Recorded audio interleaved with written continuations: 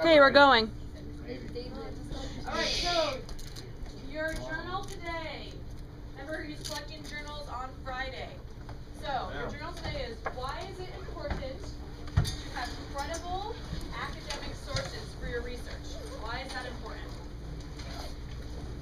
So take out your journals. Okay.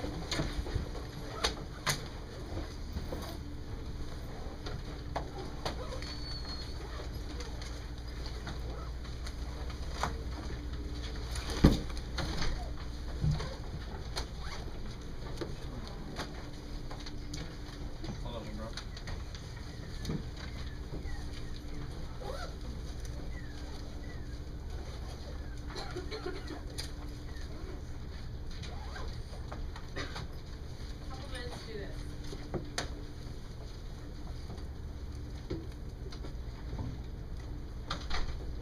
Why is it good to have your resources?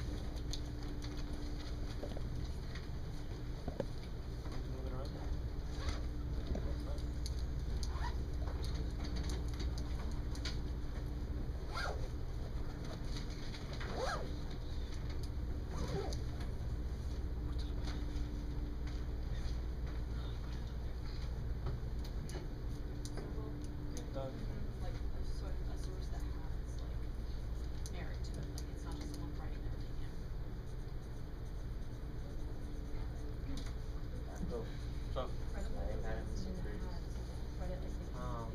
Sono divorciati. It's not just some dude. They don't see each other at the lunch place anymore. Credible, which is actually in our word bank, it means someone that has credit to their name, can back up what they're saying, someone that has merit. Okay, not just some person writing their opinion online. Credible means someone that you can believe what they're saying because they have information to back it up. The last word is sources.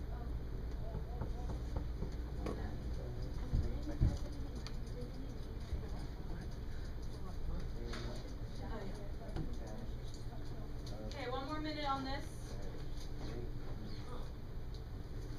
Okay, we're just gonna do an exercise today. We're gonna explain it. I'm gonna write it out in a second.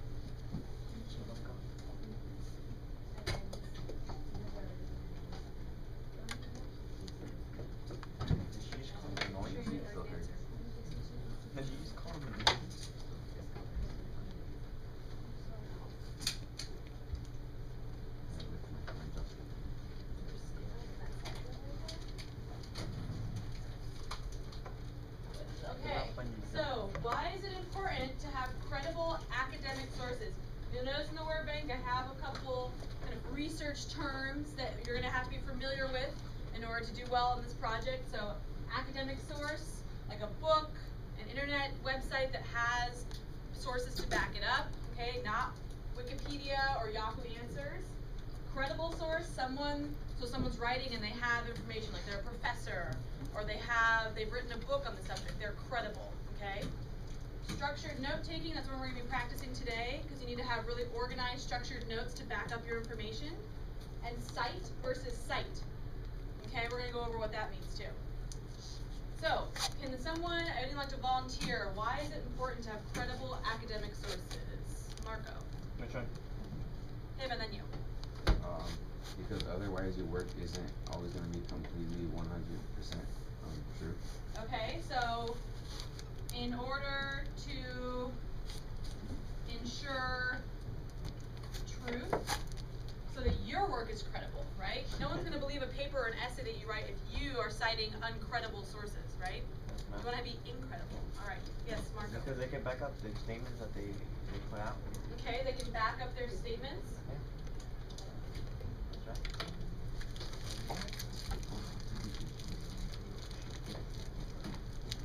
What we And Fabian, did you have your hand up? Yeah. What? There would be less of an opinion and more of a fact. More of an opinion and less of a fact. By the So way around. you want it to be more of a fact. Yeah. Okay. Marco, can you please pay attention? Thank you. Oh. More of a fact. Less. Okay, so that's a really good point because we want solid facts. Like we want to know what year did this event happen. We want that to be true. We want that to be accurate. However, as you get older and you do more research projects, a lot of times people have different opinions about why something happened, or you know the reasons behind it. You know, historical event, why it happened, why someone was murdered, for example, why someone was assassinated. Just because it's an opinion doesn't mean that it's not credible. It just means they have to back up their opinion using resources, right? I believe this, but here's why I believe it and backing it up. That's really important in research projects. Always not just saying something and then moving on, but having evidence to support it. Okay? Is that why people keep their opinions to themselves sometimes? Sorry? Is that why people keep their opinions to themselves Look sometimes? at their opinions. That's more used for like, if you don't want to be rude or you know you want to be polite, is to keep your opinion to yourself. I know, right? but like, what if they don't have enough evidence? Like, they believe in something. That Yeah, if someone just says like, you know, that they don't believe in something, but they have nothing to back it up, people aren't going to believe them. Like if a presidential candidate was going to say, I'm going to do this, but they had no kind of plan to back it up, you wouldn't believe them. They're not credible, right? If they don't have any background in that, like someone running for president doesn't have any background in political acts, then you probably wouldn't vote for them for president because they don't have anything to back up their statements, right? They don't know what they're doing. They're not credible. Okay, so awesome. That being said, I'm gonna move on to our agenda for today. We have a lot to do. So we just did our journal. We're gonna get our laptops, and I'll explain expectations for the laptops, okay? And I'll explain what we're doing today. We're gonna do a kind of mock practice research, okay? Yesterday, one of the topics that you guys brought up was Jack the Ripper, which I think is a really interesting topic. It's kind of gruesome and gross. He was a serial killer in the 1800s in London. He killed a lot of women. Just as background information. And we're gonna do a little mini research on that using a graphic organizer with notes, learning how to take notes, learning which websites we can trust and which ones we can't trust and how you can tell, and also citing our sources, practicing writing down where we get our information. That's where this word comes from. So citing versus cite. Okay, what's this kind of site? Can anyone tell me? The website, The website, it's a place, right? The website is a place where you can find information. What's cite? Anyone else has Fabian? Marco? To give credit. To give credit, right? So we don't want to plagiarize. If you wrote something and you were really proud of it and you did all this research, all this work, and then Gloria just came and like copied it and turned it in as her own, that would kind of make you mad, right? That's plagiarizing. You want to cite her. You said, as Gloria Mendez said in her paper, or as I said, you know, you want to give credit to someone. That's citing. So we're going to practice citing our sources today. So you're each going to get a computer, and then Miss Bannister is going to be my helper. She's going to click along on the teacher computer, and we're going to follow along on our laptops, okay? And we're going to stop periodically and discuss, is this credible, is this academic? We're going to take a couple structured notes just to practice that, and then after we do our little exercise with, you know, a couple websites, you're going to do maybe one of the topics you chose. You don't have to commit to one yet, just practice. So maybe you chose abortion. You kind of do a practice search on abortion. You're going to fill out the back side of the graphic organizer with your notes and sources, okay?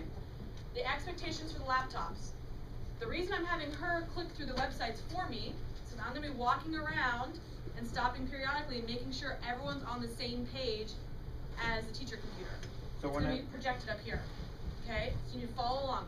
If I see that people are on different websites, you're goofing around, you're not paying attention, and you're not taking notes, computer gets turned off, it gets put back in the mobile app, and you just have to follow along with the teacher computer.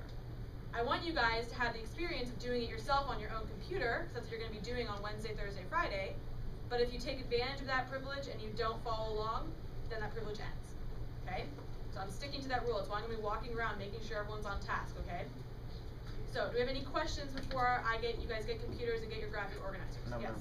no. You have a list about, Yes, Mr. Byer did not leave any backups, so maybe you have to share with someone. We're not going to really need it today, but I'll get it to you eventually before tomorrow. Any other questions? what was the question? She wasn't here yesterday, so she needs the rubric. Okay, so I'm going to quietly ask you guys need to get these quietly and return your seats. You have a minute to get your computer. I'm going to pass out graphic organizers.